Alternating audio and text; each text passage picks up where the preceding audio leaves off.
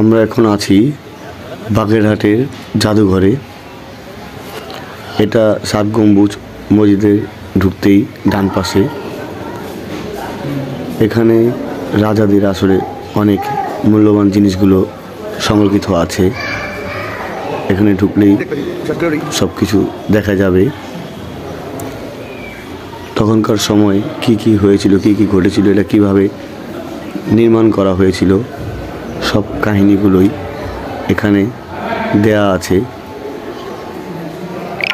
এবং রাজাদের ব্যবহৃত যে জিনিসগুলো ছিল সেগুলো এখানে দেখা যাবে।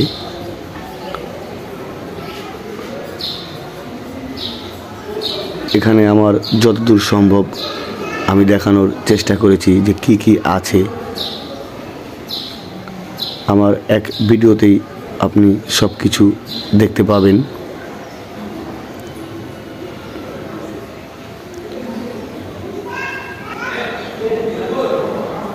আসলে তখনকার সময়ে বেশিরভাগ জিনিসই ছিল মাটির তৈরি।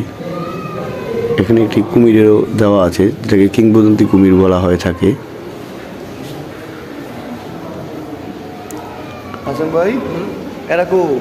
এখানে আমরা যতগুলো জিনিস দেখেছি তার বেশি অংশই মাটিরই তৈরি, কারোর সাথে পাবো না, এবং কিছু আছে পাথরের। সব কিছু মিলিয়ে জাদুঘর